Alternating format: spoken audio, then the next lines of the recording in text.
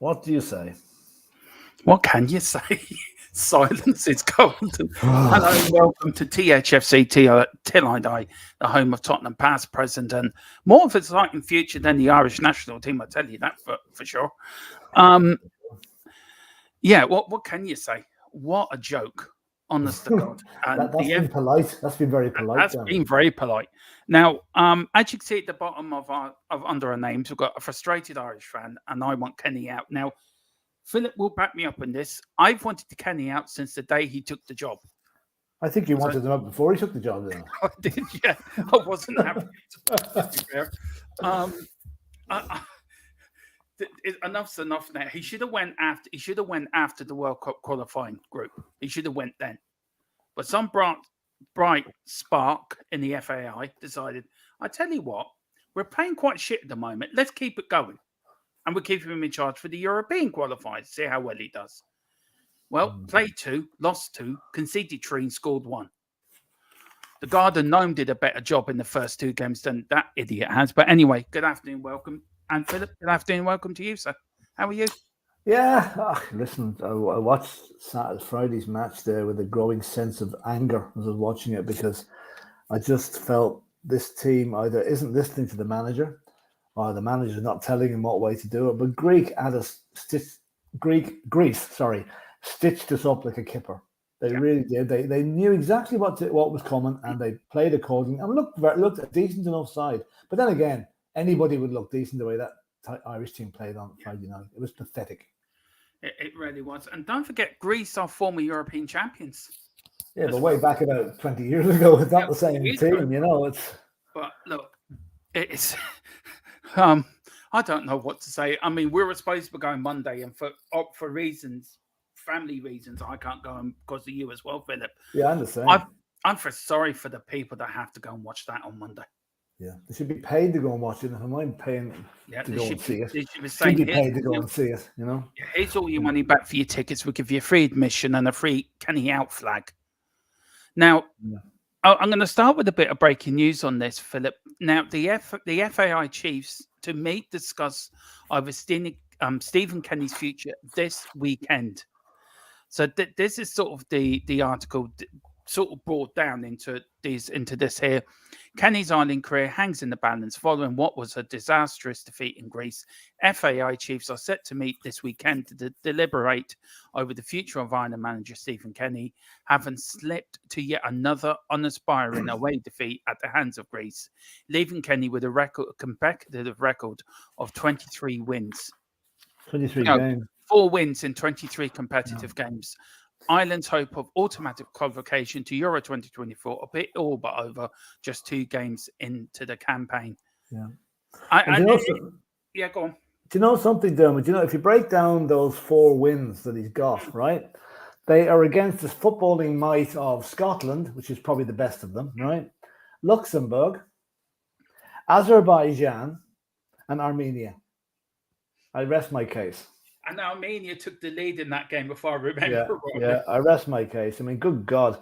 I mean, all I'm waiting for is the Outer Himalayas as a next win, because if we don't beat Gibraltar tomorrow night, we can add that to the list. But I mean, it's just it's a really, really poor. As Brian Kerr, the former Irish manager, says, how Kerr hasn't been sacked with that record is beyond everybody. You know, because the FIA are broke.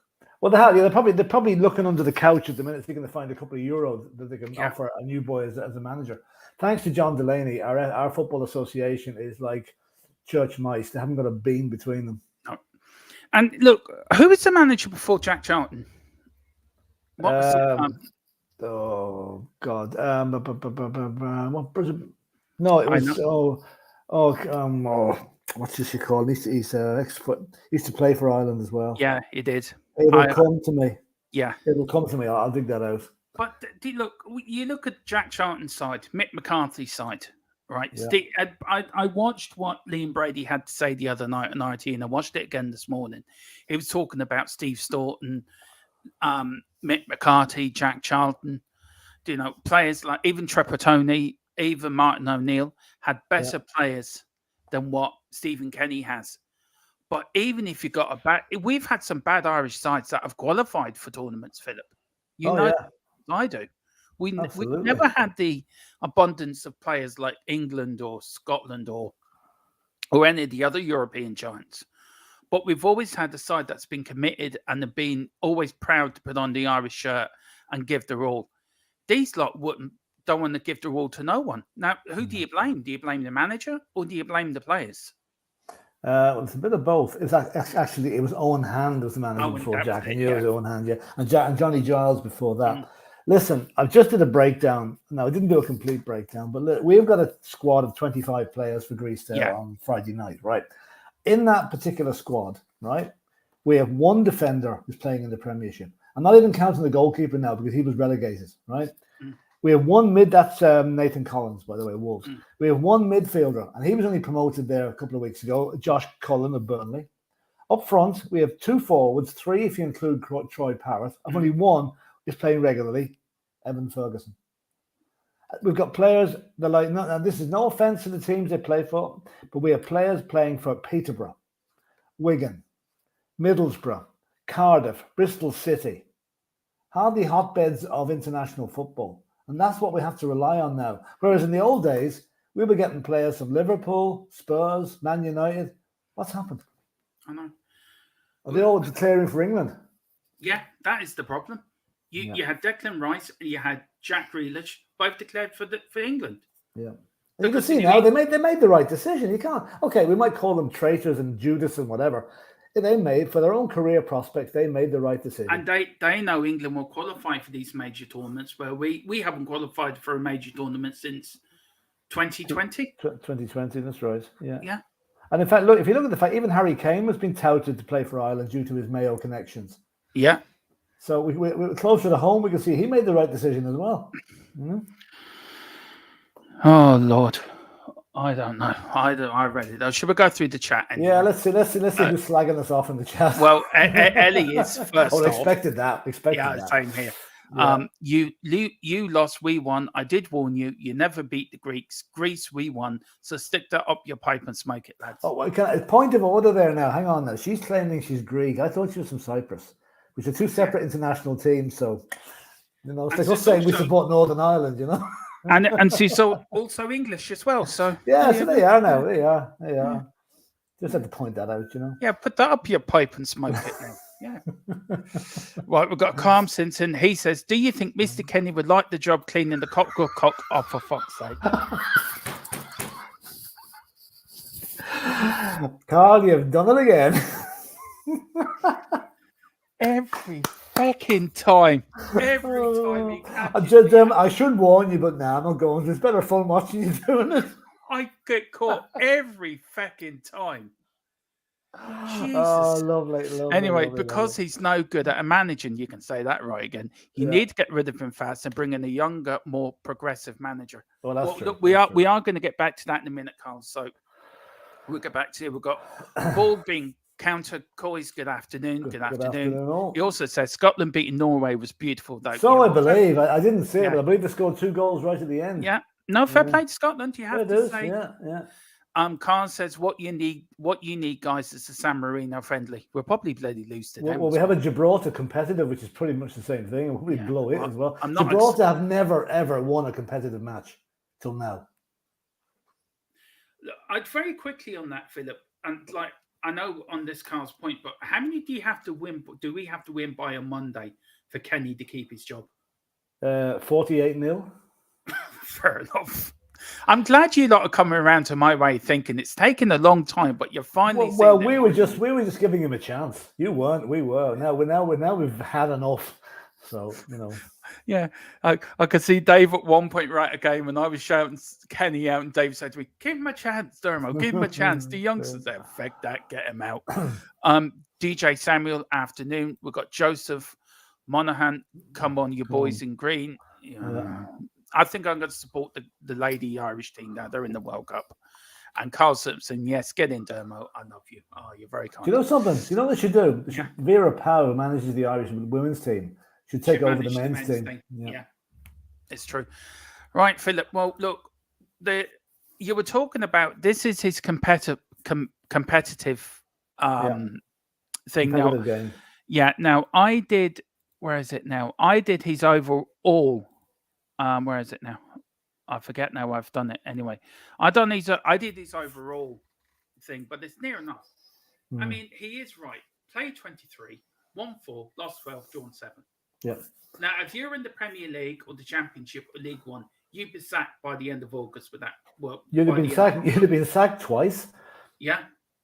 Really, if that's possible. I mean, the guy is the only league he has managed in outside the Irish League or the League of Ireland. 1 year in Dunfermline in 2006, right? He only played 4 competitive games in his career for Home Farm. I'm sure he's a lovely fella, but lovely fellas don't make good managers a lot of the time. No. This guy is not a good manager. He looked like a headless chicken on the touchline on Friday night. He just didn't know what to do. Gus Poyet completely tactically outmaneuvered him. Yeah. Greece totally outplayed. They knew exactly what was coming. They played to our weaknesses.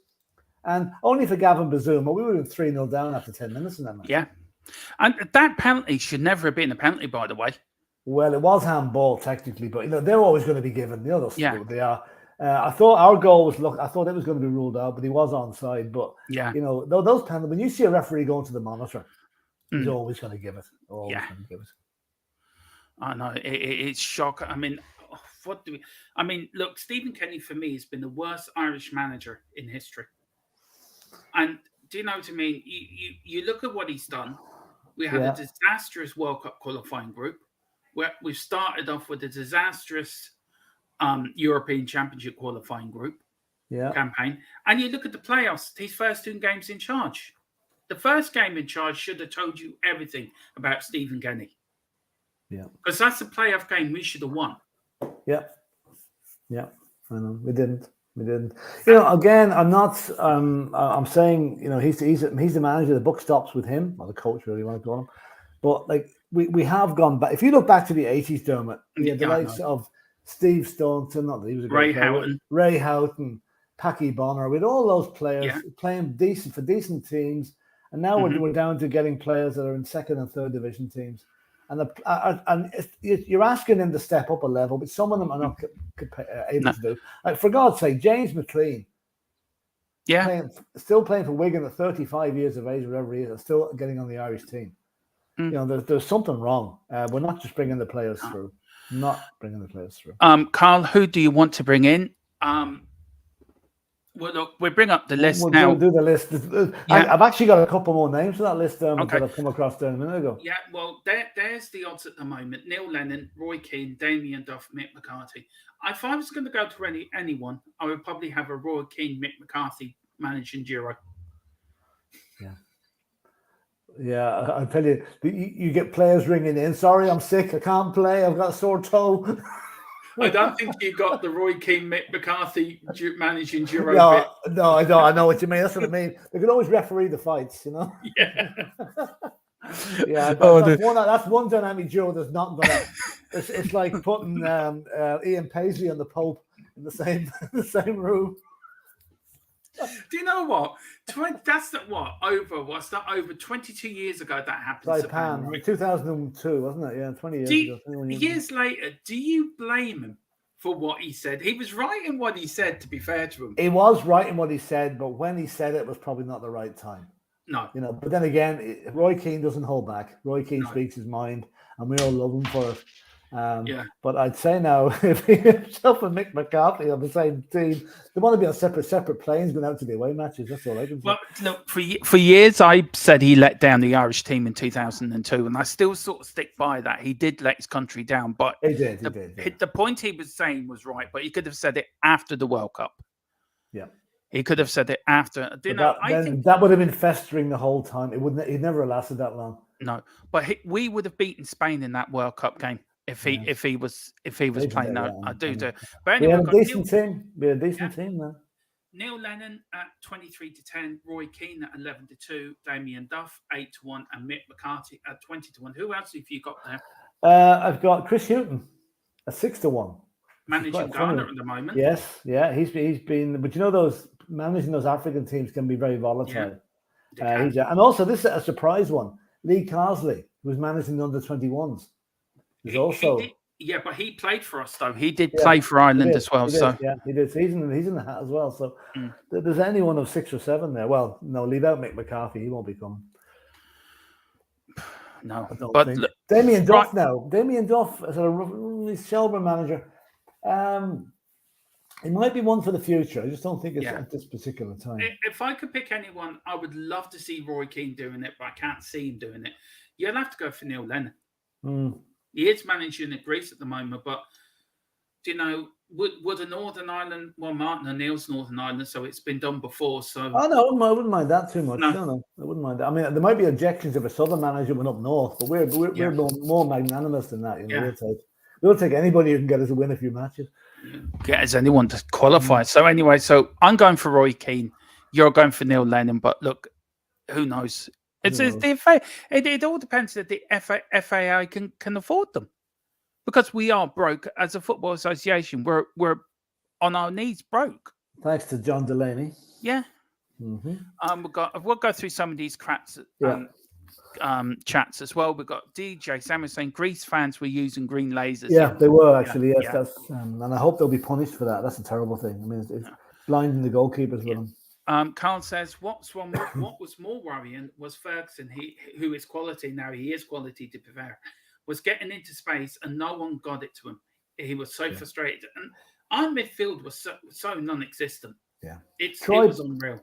Troy Parrott came on the last 5 minutes and he made one unbelievable run in behind the Greek defence. He was totally onside. All he wanted was someone to see him. Nobody saw him. He went ballistic. He went mad. And that's the sort of thing we just don't have the what do you call it? Oh, Ollie, how's it going? Ollie, hiya.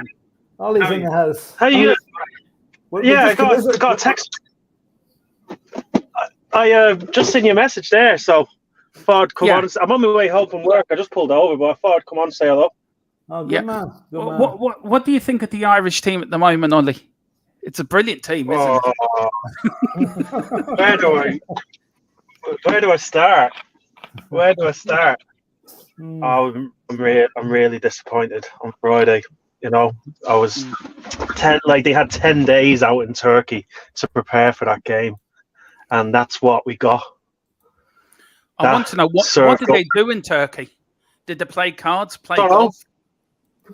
You know what? I was actually listening to Off the Ball, and I think David Conley made a good suggestion. I think they should have done it. You know, they could have had a friendly in that time to get some minutes into the legs of, because a lot of players played in that game what hasn't been playing regular. Like Obafemi, I think he's played like 90 minutes since January. Yeah, that's right. So, like, you look at Bows and Shamrock Rovers, like they had a break, like a 2-week break. They could have maybe suggested we'll get a friendly against one of them, just to get a run out for some players, but didn't. 10 days out there, I don't know. I can't believe how bad it was.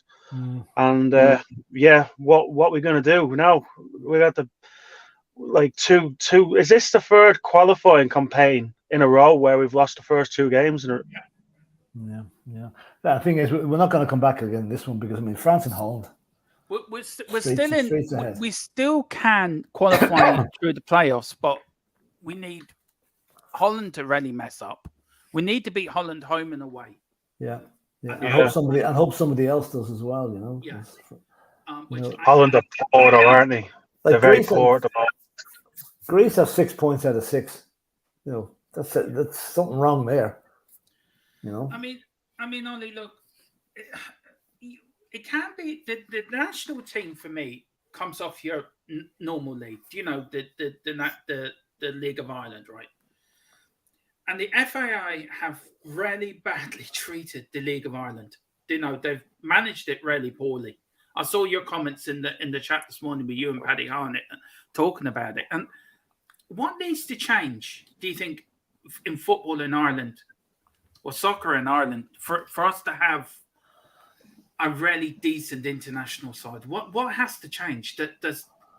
What can we do?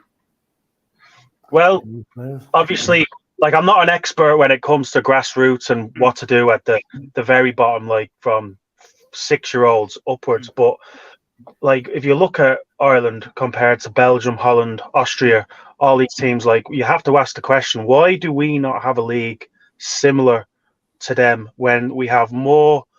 I think we have more registered footballers in Ireland than any other sport, more than GAA, more than hurling, more than any other sport. There's more registered soccer players in the country, and so why in 2023 have we got a league where some teams are part time, some clubs are part time, and some clubs are full time? It's a joke. So I would say that I'm hoping. I have seen on the news that there is supposed to be a 860 million investment going into football. I know there's new people in the FAI now, so I have to hope that that investment goes through and it's used the right way. Like I think that with the League of Ireland as well, is that this season there has been record attendances. Like, well, not record attendances, but there's been a huge up in attendances, and that's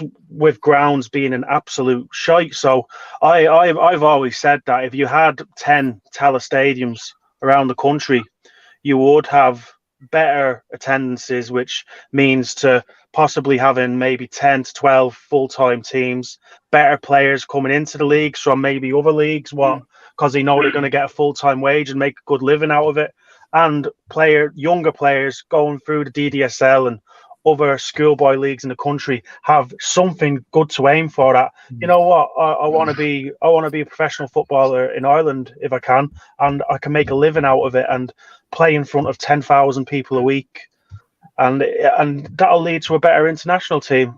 We need better facilities around the country. I think that's the start anyway. Like, there's obviously lots. Do you know what the problem is a lot too, and it's happened since the advent of all the foreign players coming into the UK?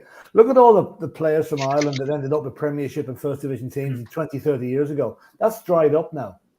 A lot of these players are going to the lower league teams, as is now evident in where our players are playing for. Like I went through there a minute ago, Ollie. Peterborough, Wigan, West Brom, Middlesbrough.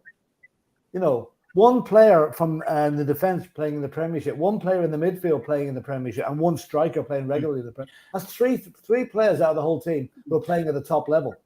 20 years ago, 30 years ago, we had Packy Bonner, we had Roy Keane, we had Steve Staunton, we had all those guys playing in the Premiership or the First Division. And another thing too, you look at 30, 40 years ago, how many people emigrated from Ireland to England? How many people got married in England, had their families in England, that sons came through the football academy in England and then they could play for Ireland through to the grandfather. Was it grandfather? That's true. Yeah, grandfather's right. Yeah. The grandfather, which is now stopped now. That you cannot. The FAI to find another Irishman. Remember? Yeah, and it was a lot of these youngsters were brought up within England that has a better football facilities than Ireland do. So no wonder we were getting the likes of Ray Houghton, whose dad was from Donegal, Packy Bonner, Steve Staunton, Ronnie Whelan, John Aldridge, Roy Keane, all these players. A good few of them were actually born. Packy Bonner was born in Donegal. Yeah. Roy Keane was born somewhere down the south, somewhere called Cork. A county that wants to be a republic all by itself, to be fair.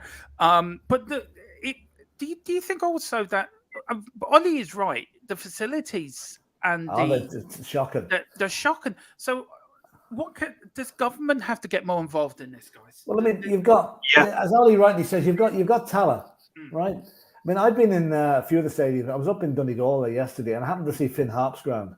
It's a lovely, tidy little ground, but I mean, it's like you wouldn't. An English 10th division team wouldn't be playing in a stadium with that standard. You know, we have to upgrade the grounds. I know Talca Park needs some work done on it. Richmond Park needs done. But Dalymount needs something done. You know, if this money that you're saying is coming along, 800 million or whatever, it's going to be tracked into getting the grounds better. I know the crowds are good this season, but how long is that going to last? You know, you want a bit of comfort when you go to your matches, you know? So I think that if you did up the grounds, it would. It's a start, isn't it? It's an incentive to get people to go. So if you were speaking to the tea shop now, Ollie and Philip, right? We're all in the room with the tea shop, right? Tell them a few home truths about the state of the country at the moment, a few other things. But if we were just going in there about the soccer side, right, and the FAI, what would be the one thing you would ask him to do? Does this have to be government-led proposals from the government, like the British government did with the FA, or that? Do you know what I mean? They made some arrangement with the FA a long time ago to pump in money into lower grassroots football up. Did the Irish government, do they have to put the money in to the FA? Yeah, well, this 860 million, I've heard it was on our RT News that 60% of it is to come from the government if it goes through. So, the FAI don't have 860 million. So, they obviously do. I can see John Delaney looking for his job back if they did, Yeah, so the government needs to do something about it. Yeah, like it's just a shame that it's just a shame the way. Could they do what the GA did? Put money into local grassroots training. Try and put in a training center in each province at least, right? If not more than that, and try and get talent to come through. Identify the talent, then get them to sign up for League of Ireland club and use that as a feeder to go on to the Premiership or wherever.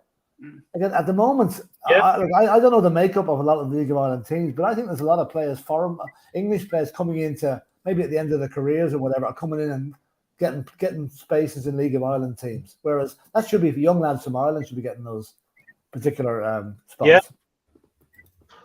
Yeah, it'd be like. No, go on. Yeah, I was going to say, Ollie, did the FIA have to take some blame for where Ireland are at the moment? Of course, they really do. Yeah, of course you do. Like I moved over to Ireland when I was in 1998, and I remember going into Richmond Park when I was playing from as a schoolboy, and I thought it was amazing then, like when I was little. And I'm not joking, it hasn't changed. The standard hasn't changed. It's just exactly the same as what it was then, But it's insane. Of course, they just haven't, like the FAI, they just haven't. There's just been no incentive to make that league better. It's just been left to rot. Like it's actually, I have to give it to the League of Ireland teams. What I've gave us some like good European stories over the years. They're going into Europe with two hands tied behind their back, playing against teams with like 20 times their budget. Like Shamrock Rovers last summer beating Ludogorets, 20 times their budget they had. I think they beat Ferencvaros as well, who did okay in the Europa League. They lost to him in the other game, but you got St. Pat's knocking NS Moore out of Europe, who Spurs couldn't beat. More than we could do. Yeah. So like you got Dundalk one game away from Champions League football. The potential's there. Yeah. They just need help. Yeah. So what do you do for the League of Ireland though? Does it need restructuring? Does it need tearing down and starting again? I think the league structure is okay. The league structure is okay. Yeah. It's just the infrastructure needs. The infrastructure behind the league, like the ground and the facilities and the conditions for the players, that all need, and the coaching needs to be upgraded. But also, go on, Ollie. Sorry. No, I was going to say maybe if we could get it to 12 to 14 teams as well, because with 10 teams, it's kind of like you're playing I'm going to Pat Shelburne on Friday, and it only feels like I played him. Only played him a couple of weeks ago.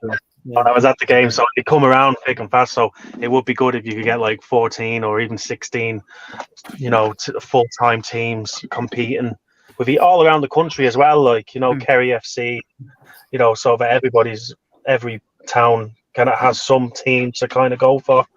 Yeah, I mean, there's a major TV company like Sky or somebody need to come in and say, look what they've done with the Premier League. If Sky was to come into the League of Ireland and say, right, we'll take the broadcasting rights and we're going to do what we did for the Premier League, does it need something like that? Them to come in to kickstart something, because something needs to kickstart. Because this is the worst Irish team I think I can remember in a long, long time. Yeah, I suppose for Sky to come in, though, there has to be some effort made over here to make it better. Up until there's no effort here to make it better. So why should outside like Sky or outside of Ireland, why should they come in and make it better? When there's no, the FAI have to start making, government have to start making some movement first for the likes of big TV broadcasters like Sky think about coming in. We get a match every Friday night live. That's about it at the moment, isn't it? Really? Yeah, that's it. Yeah. Yeah. And to be honest, I cannot see Sky coming in. Really, it's not a big enough market for them.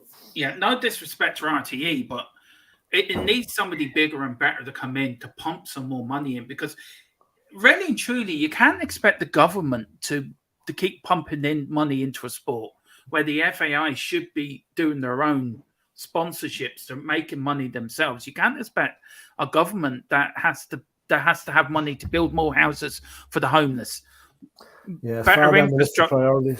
Better infrastructure, hospitals, more money for the nurses and doctors, more money for more infrastructure for children at school that need help. Do you know what I mean? There's more. Yeah. There's more money needs to be put in there. So, did the FAI have to get the house is not in order? We had the John Delaney debacle, and we've been suffering after that, haven't we? Really? Yeah. Yeah, there's new people in there now, so you have to hope that things might change for the better. Like for now, we just have to cope with what we got as well. I suppose. Before I came on, did you speak about Kenny and can he do better? That's what we're talking about, well, we're going to go off the track a bit. That's what we're on about. Is talking about Kenny and Kenny needs to go now. He needs to resign today. He needs to come out and say, "Look, I'm out of my depth." Well, not before a match. He won't do it before a match. He'll do it after a match. He might be sacked after the match anyway. You guys know, and I've said it before. I've been saying this from day dot that Kenny was out of his depth. Never wanted him as manager. I don't mean to sound cocky, but I've been proven right that he is. Yeah, nice. He's the wrong man for the job. You need the job might be a bit big for him. The job might be a bit big for him. Like I remember when he was at Shamrock Rovers, and I thought that job was too big for him. He suffered there. But I was against him at the start, and then we've seen some encouragement. But I think his competitive record is terrible. In competitive games. Yeah, we just did it there. He's got 4 wins in 23 matches. Yeah, and they were against Scotland, Luxembourg, Azerbaijan, and Armenia. Yes, there's some other games there he should have won, really, isn't there? So I know you could argue. Go on, Ollie. I mean, look. We've seen Ireland over the years with great sides. We really have. We've had great times following them, watching them on telly. I mean, I can go back to the '88 European Championships. 1990 World Cup for me was something else. As a young Irish lad in England, it was his next time. Then you had the '94 World Cup. No, the '94 World Cup. 94, yeah. Yeah. 2002 World Cup. Then you've got the European Championships of 2016, and in Poland and Ukraine. No, so 2012 Poland. Yeah, you're right. And 2016 was in France, wasn't it? So yeah, it was. I mean, look, we've always had good sides that have got us to tournaments, but I can remember one game we played Germany. Long scored that goal when Martin O'Neill was manager, and for us beating Germany was like something out of this world. Ireland, we had a team to be proud of. We're not proud of this team. But this is the team here, guys. I mean, for Christ's sake, let me take Ben. We'll get to your comment there in a minute, Ben.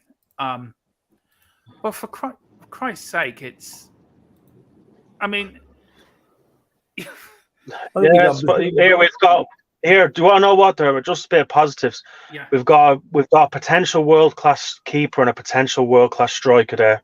Yeah. So that's something to kind of think about. I think Collins could be a very good player. I like him. Egan, I like. He could play Premier League. We'll see next season. And Cullen, I'm not sure about. I like Smallbone has got potential as well, but now he's been relegated with Southampton. So what's going to happen to him? But who's your man Lennon? Yeah. Who is it? Middlesbrough. I never. David Does he? Darren Lennon, he plays in Middlesbrough. Oh, yes, I was wondering why. I think his brother plays football for Meath, as far as I know. Yeah. All right. And then you got Doherty, then the greatest white wing back this country's ever seen. Like crap, he is.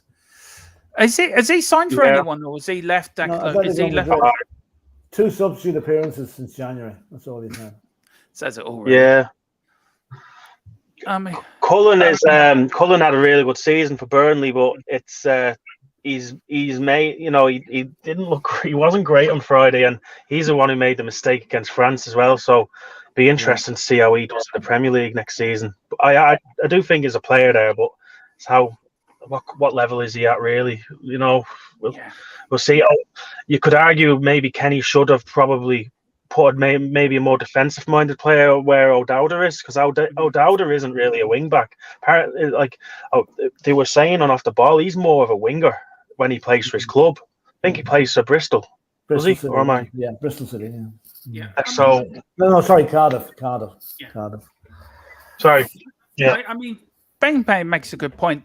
He said you could also blame FIFA for allowing the FA to pinch a lot of Ireland's best players to play for England, Rice, Grealish, etc., etc. Yeah, but they were within their rights to do it because they haven't played competitive matches. The rules. One of them did though. One of them did make. Was it Rice or Grealish made one competitive? Rice, yeah, but he got. Did he not make 3? He got dispensation for it anyway. Whatever way the games were, the FIFA allowed them to switch. Did Rice play 3 games? 3 senior games. He did, yeah. Yeah, I can't believe I'll never understand that ever. In fairness to Grealish, right? Grealish decided to play for England back in 2016 when he was on the verge of getting into the Ireland squad for the Euros, and at that time I think Villa had gotten relegated. So he kind of made a decision like, you know what, I just don't feel Irish. I feel I should just play for England, and I think he made the decision for the right reasons. But Declan Rice, he decided to make a senior debut for Ireland, play in front of thousands of people, sing the national anthem, and then as soon as England come calling, it's like, oh no, I'm English all of a sudden. I don't understand how he did that, how he could represent a country like that, and then just say, oh no, I don't want to do that anymore. I'll never understand him for doing that. Don't care how good England are compared to Ireland. No, it's true. Well, listen, Ollie, you're going to the game tomorrow night with Dave and, and a few of the lads. Me and Philip won't be there, but we'll be there in spirit. Should the crowd show their feelings tomorrow night? Because I know if I was there, I would be. You know what I'd be saying? I'd be making the flag tonight with the Kenny out. Seriously, look. I reckon the fans tomorrow night should let Kenny know how they feel. This has gone on long enough. I think that against Gibraltar, though, it's a tough one, isn't it? Because there's so many.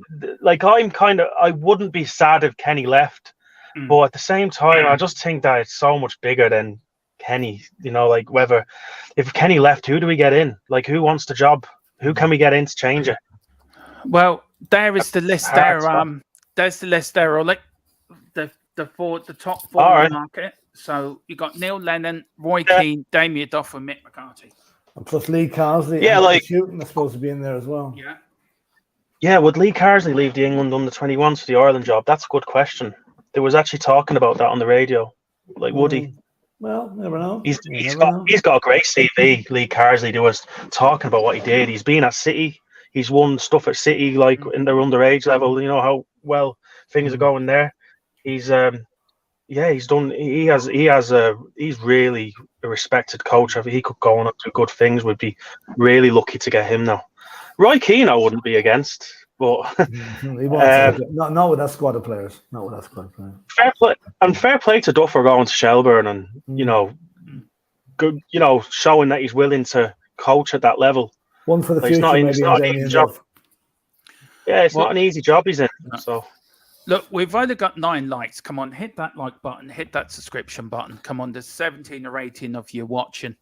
There's actually 18 of you watching this. So come on, hit that like button and also hit the subscription button. Pick up your pick up your memberships, and also if you want to get ahead of the comments, you can put it into a super chat, and then we will get it up straight away. Look, Dermot, bad news for you on the GEA front. Oh Jesus! Cork beat Mayo by 3 points. Oh well. Mayo never win. If my They're like the Tottenham of Ireland, aren't they? I know they are. Yeah, absolutely. They I think you should be obligatory to follow Mayo if you're a Spurs fan, because you'll be disappointed in tandem rather than you know what to expect. Well, look, we got to the All Ireland against Tyrone, which we should have beaten. We should have beaten Tyrone. Yeah, but you didn't. And after that epic semi-final, we played against Dublin as well. And I just, oh well. Anyway. Oh well, there you go. Another year. The big Ollie, coming back. This is one for you, Ollie. Should the crowd show their feelings tomorrow night? Find you probably no puff left after you climb up to that mountainous seat that you've got for tomorrow. Yeah. Yeah, you know what? I think it's just if it was me, I'd just kind of try and get a good atmosphere going and get behind the team. It's not easy. It's not like there is some decisions he's made which I wouldn't have done, but it's such a hard job. Like Liam Brady said, it's the worst lot of Irish players he's ever seen. Yeah, you know, the different. Like I was comparing this squad to the 2002 squad, and it's unbelievable the difference. Like when you look at 2002, we had a couple of world class players in our 11, a few. And then even in the players on the bench, all the players on the bench were all playing regular Premier League football. All of them. You look at the squad. We had Damien Duff, Shay Given, Robbie Keane. Roy Keane. Yeah. Roy Keane. And then and Richard Dunn playing centre back, regular in the Premier League. You had Gary Breen was playing regular football. Yeah. Jason McAteer was playing a deep, good level. Matt Holland, Mark Kinsler, all these players were playing at the top level in England and playing regularly. That's not happening anymore. They weren't playing for teams like down the bottom either. They were playing for teams mid-table and upwards, and that was the squad players. So it's such a huge difference. Such a huge difference. Should the FAI look at other leagues other leagues like the Belgium League or the Luxembourg, other leagues around our sort of pool of, we're a population of 7 million or just over 7 million people in the country. Should we be looking at other leagues around our area, around our sort of population by a couple of million here or there, and say, well, look, that's how they do it. Let's follow their. You look at the Scottish League. Yeah. Why can't we have a league like the Scottish League? Yeah. There's only Celtic and Rangers, to be fair, winning everything every year. But Scotland, Norway the other night, last night, Scotland qualified for a European Championship. And their League One or League Two is like our League of Ireland. So why can't we not look around at other countries and say, right, we'll take a bit of them, we'll take a bit of them, we'll take a bit of them, and we'll put it together. But what's going to pay for it? Who's going to pay for it? Yeah, it just needs money. It just look at. I went to years ago. It was a long time ago now. I went to a European tie, St. Pat's against an Icelandic side, and we beat the Icelandic side. We were much better, but I remember them coming over, and you could tell that they were professional. They had all their staff, and they had all the gear. You could tell it was different. They had money invested in them. We still beat them. And then after that, we played Shakhtar Karagandhi, and they were. You could tell that they had the money pumped into them as well. The difference, beat them as well. Eventually, got knocked out to a German side. German Bundesliga side had to knock us out. But am I right in saying, lads, that at the moment, though, all these fans had enough. The League of Ireland, the crowds the League of Ireland are getting at the moment are the best they've ever got, right? So it's not all bad. I mean, the league, it's kind of a bit unfair trying to think that improving the League of Ireland is going to improve the national side. That may not actually follow hand in hand. I think there's other things as well. There's other factors that we've got enough English. We should have enough Irish players or Irish descent players playing in the UK and otherwise to have a decent side. Yeah, but Like, look at that squad we played last. There's not one League of Ireland player in it. But No. does that mean No. our youth system or the grassroots needs working out as But well? there's never been more than 1 or 2 League of Ireland players in the squad. Never. They're all the players in the Irish squad come from playing abroad. Does the manager, whoever takes over from Kenny, because we know Kenny's out the door anyway, does he need to look more at home and see what talent there is within Ireland instead of trying to look across the water? Yeah, but is the talent, is the quality? Well, Ollie, you probably see more League of Ireland than any of us. Have you seen many players that would make the step up to international level without much problems? There's only really Jack Byrne, maybe. He's the only one I can think of. Yeah. There's a midfielder at Bowes. I think his name's gone out of my head even, but I think he's going to be a smashing player. Yeah. His name will come back to me, but yeah, no, there's not many. But I suppose the point is if it does improve and you get more people going and better facilities, you get you just develop more players. Yeah, it just takes time. It's generic. It takes a lot of time. Yeah. But yeah, at the moment, it's just we have to look at what's in England and what we can get. And what we're getting is lower league players at the moment because of the lack of breakthrough in the Premiership for Irish players. Yeah. Like Evan Ferguson is the first Irish player to come through. Okay, Troy Parrott nearly did it a couple of years ago, not quite. Evan Ferguson is the first one to do it in a long time, really, of any great stature. So, Yeah.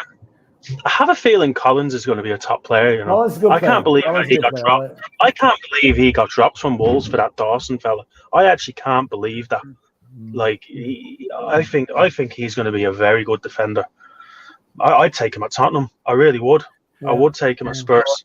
I mean, Ben here, big up Ellie. She says Theo and I both like. She said Theo also remembers Richard Dunn as well. Right. So yeah, but Ben makes a very good point here. He said if Iceland and Denmark can put together, then so can Ireland. Denmark has a population of 5.8 million and have a billion academies, and that's the point, isn't it? It has to be put into the. Is it down to the League of Ireland clubs as well to set up these academies? Yeah, I know you're going to say it's all down to money, right? No, I'm not actually. I'm not going to say money. What I'm saying is, no matter what way we look at it, soccer is always second or third in popularity with the Irish fans. Yeah, with GAA. The GAA is way ahead. Yeah. Rugby. Look at the fans the back in the rugby teams get. So we're fighting a losing battle here against 2 other sports. Whereas Denmark, soccer is I don't know much about Denmark, but soccer is probably the number 1 sport there. Where it's not here. Right. No matter how much we like it. Before Jack Charlton took over, right, we didn't have the greatest side in the world, to be fair. We nearly qualified for a few tournaments, either for a bit of luck here or there. I mean, you put this in here, Philip, and big up Ben for the comment as well. I said, worst Irish side in memory. Would Jack Charlton have done any better given the lack of emerging Irish talent? And I'll tell you one thing. Probably not. I think he would have done.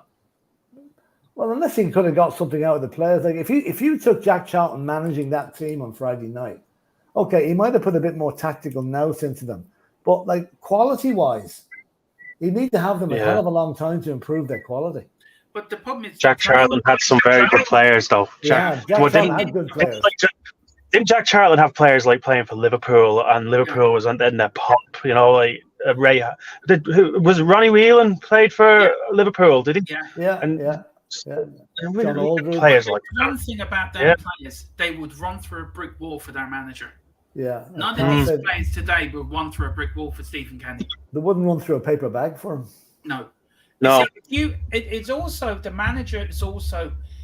It doesn't matter how good or not good you are. If you have a manager in there that makes you feel you're $1 million, makes you feel that you're the best player in the world, even if you're not. You would run through a brick wall for that manager, and you would play. You would give an extra 10% on the pitch for that manager, and that's players had that under Jack Charlton. I admit there were better players, played for better clubs, but they also would run through. Look at Paul McGrath. Paul McGrath, with all these problems and everything, would run through a brick wall with dodgy knees and everything. Would run through a brick wall for Jack Charlton. That's true. And Jack improved them as a player as well, and he did improve players. And even the team, when he retired in 2000 and was it 2000? Oh, God. No, 96. 96, yeah. That side that he put together went on to qualify for a World Cup in 2 years. 2 years later. But Dermot, the crux of the whole thing was he had players playing at a much higher level than we have at the moment, and it's easier to improve players that are playing at the top level than it is to bring players at a lower level up to a level that's acceptable to play international football. And that's the problem we have at the minute. Stephen Kenny's not going to be the solution, so whoever comes in next has got a huge job on their hands. The level is so different, isn't it? Yeah, was Stephen Kenny any the solution at the beginning? Because they tried to promote from within. It hasn't worked. It hasn't worked. And who should they have gone for? Should they have stuck with Mick McCarthy? I think so. I don't see why they had that. I think he would have got more. Yeah, he would have got more results, I think. Yeah. 100%. I know Mick McCarthy isn't everybody's cup of tea, but I'll tell you one thing: he's done pretty well as a manager over his whole career. And that 2-year arrangement they have that he stepped aside for Stephen Kenny, could never get my head around that. That did not make sense. Neither did I. Yeah, I agree. Yeah. Do you want to read this down one, Philip? Sorry. Yeah, Ellie's saying, Dermot, Philip and Ollie, lobby your Prime Minister of Ireland, Leo Varadkar. I'm 100% sure your voice will be heeded. Yeah. I don't think so. There's more chance of our voices being heard by the current Irish government than I don't know. Then quit while you're ahead there. Quit while you're ahead there, I think. Yeah, there's no chance at all. I mean, no chance. No. Look, what does the government have to do? They won't do anything. The government will do nothing, Dermot. They will absolutely do nothing because, as you said earlier, it's not a priority. If the government announced tomorrow they'll be giving 10 million quid to the FAI to develop football, there will be marches in the streets from people who have no homes, no jobs, being evicted from their houses. There's far more important things, and we all love football. We love soccer, right? But being realistic, there's not a hope the government's going to do anything until the other problems are solved. When we've qualified for a major tournament, that's helped the economy as well, if you know what I mean. Yeah, it works hand in hand. And it's a good fill factor through the country, 1990, 94, 2002, 2016. It was a good fill factor through the country. Ireland are at a major tournament. And look, we've got the best fans in the world. Yeah, we have. The only way government will jump on the bandwagon there is you get the likes of Charlie Haughey flying out to Paris to congratulate Stephen Roche for winning whoever it was, for winning the Tour de France. They'll jump on the success when it happens, but they're not prepared to put their money where their mouth is to make it happen. That's the problem. Well, I'll tell you a funny story anyway.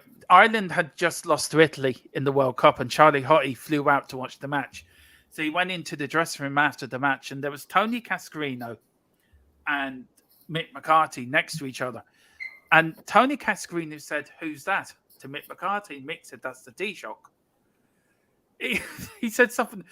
He said, Tony Cascarino said to somebody else, "Look at that fella. He owns a tea shop in Dublin." Yeah. The point I'm making, there was another funny story too, when they met the Pope in 1990 in Italy. Oh, that's a brilliant story. Do you want I'm trying to get it here. I just can't remember what it was now. But what happened was that they went into the Vatican to see the Pope before the Italy game, and Jack Charlton always said, he said this on the Late Show, that when you go into it, it's like a massive arena, and you get sat down, but the Pope speaks in 17 different languages. Yeah, English, Latin, Italian, then whatever. Because this has gone on for a couple of hours now, and Jack Charlton is starting to nod off right in the middle of the row. And he said he had a row of photographers laying, just all pointing towards him, waiting for him to nod off. So anyway, the Pope was blessing them, right? Good luck for the match. Jack Charlton suddenly put his hand up and started waving to the Pope. Somebody nudged him and woke him up, and he thought the Pope was waving at him, and he waved back. Stop. Well, that was brilliant. I missed them days. I missed that Irish side and the times we had on the Jesus. What a ride. Well, I'm afraid we've a long wait before that happens again, though, unfortunately. I know. We've got a few people here, guys. Carl Stump says the Ghana manager would do a great job. Yeah, he would actually. Yeah. So does Ben. Chris Hughton would be my choice for that job. Yeah, same here. He's a realistic choice, yeah. Yeah. And Ben says, this is actually a very good point. You think Liverpool, Man United would have academies in Ireland? Massive Irish fan base amongst those clubs. They could have fan base. They Well, could what have they used to academies do. anywhere, though. Well, They would when tie I up was with a the young club, lad, wouldn't they used to. I remember I played for Cherry Orchard, and they were tied up with Man City. Mm. And I remember St. Pat's was a feeder cup for Celtic at one stage, and I think Man United was involved in Shelburne. So they had these ties, but I don't know whether they've gone now, or but they were linked to them clubs when I was younger. Now it might have changed now. So listen, Ollie, we're going to finish off soon anyway. You're going to the match tomorrow night. What's your score prediction, sir, for tomorrow? Gibraltar, hopefully 3-0 win. And will Kenny be in charge for the Dutch game? If he don't win tomorrow, no, he'd be gone, 100%. They were even, but if they win tomorrow, they'll probably just let him see out the campaign. Like if they scrape a 1-0 win tomorrow, I wouldn't like to see the atmosphere of the place tomorrow night. If it's a convincing win, people will just say, "That's okay, fair enough." But if they struggle and scrape tomorrow night, then there's going to be a backlash. I think. Well, Ollie, that's a good point. Thank you. Yeah, no worries, Dermot. Do you want to give your channel a plug as well, Ollie, where people can find you? Yeah, I have a channel called Van Football Vents. It's just me talking shit in my van on my lunch breaks and things like that. So it's just I just give me opinion on whatever's going on at that time. There's not much thought put into it, but yeah, if you want to give us a follow, and I just put up stuff whatever's happening at the time. Yeah. So yeah, thanks for having me on. Thanks for coming on. Yeah, I meant to get you on before, Ollie. It's great to see you on. Yeah, it is. We'll definitely get you on again for a Tottenham show. When we do a Tottenham show, we'll definitely get you on. Yeah, well, listen, definitely. That's a whole other story, isn't it? Yeah, much love to you and the family, and I'll speak to you soon, man. Enjoy the game. See you later, Dermot. See you later, Philip. Bye. Bye. All right. Right. There you go. No, the great Ollie. As me and Dave now call him Ollie-tron. Ollie-tron. If there's Dermotron, there's Ollie-tron. But listen, Philip, just wanted to say a big happy Father and Dad's Day to every dads and stepdads. Yeah, exactly. Out there as well. Yes, exactly. Hope you're having a lovely day. Yeah, and you'll deserve it. So big up to you. Of course we do. Philip, do you want to talk about this competition we're doing? So just very now quickly. There'll be a new question coming up tomorrow for this. We have a signed Emerson Royale shirt, signed by Emerson Royale. Obviously, it's a genuine Tottenham shirt. It's not a Del Boy knockoff. It's the real thing. And how you can win this is if you put in a super chat during any of our programs for £2, €2, or the equivalent thereof, or higher, your name will go into the hat at the end of week 4. We're starting week 2 tomorrow, and we've had a great response to it so far. So keep it up. And it'll be the question this week. The last day of it is, who was the Spurs manager in double year 1960/61? So it's a really difficult question, that Dermot, I think Aurelia is doing another question tomorrow. It's you tomorrow, is it, Dermot? Yeah, it is me tomorrow. I've got to come up with a question. So he's thinking of a hard one, and once that goes on, stick it in the super chat, and you might be going to the games next season, the proud owner of an Emerson Royale shirt. Although if he has a crap game, you might be putting a jacket over it on the way home. But anyway, just a bit of breaking Spurs news. Kulu's signed for us now, so that's over the line. So that's our first signing done. Not really much around Tottenham news, but I'll probably have more tomorrow. No. Philip, look, what's your score prediction for tomorrow? I'm going to go the same as Ollie. I'm going to go 3-0. If we can't beat Gibraltar, might as well not bother turning up. Yeah. Well, no offense to Gibraltar, but they've never won that competitive match. No. Will he be there for the Dutch game? No. I'm going for a 2-0 win for us, and Kenny to be sacked after the match. He will not be there for the Dutch game. Well, hang on. What did you say? 3-0. And was going for a 3-0 Ireland. There you go. So it's unanimous. Yeah, it is. But listen, thank you all for watching. I've enjoyed this, actually. The first time. Yeah, it's good fun. It's nice not to be It's not to be bitching about Spurs, bitching about Ireland for a change. It makes a change. It is. But listen, we will. Me and Philip will do something pre-recorded about the Ireland Gibraltar game. We will get our thoughts on it. We'll watch it and then dissect it. Yeah. So we may do that. We actually may do that as a podcast this week, actually. The Ireland game, actually. Sure. So it might be a slow enough news week for Tottenham, so we'll fill it out with Ireland. We will. But listen, thank you all for watching. I hope you have a lovely rest of your Sunday afternoon. Again, happy Father's Day to all your dads and stepdads out there. And whatever you do, enjoy yourself. We've got Carl Simpson. Great show, guys. Good luck to Gibraltar. They have a great Tesco's. Yeah. Right. Okay. Fair enough. Take your word for it, Carl. Yeah. Take your word. Whatever you do, have a lovely time. And we've got do you know what? I've got to do this. This will be Philip tomorrow after Stephen Kenny is sacked as our manager, and me as well.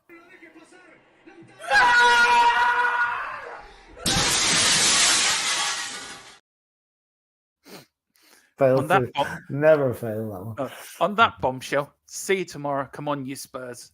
See ya. In Andrew we trust. In Kenny out, we don't. Kenny out, I should say, actually.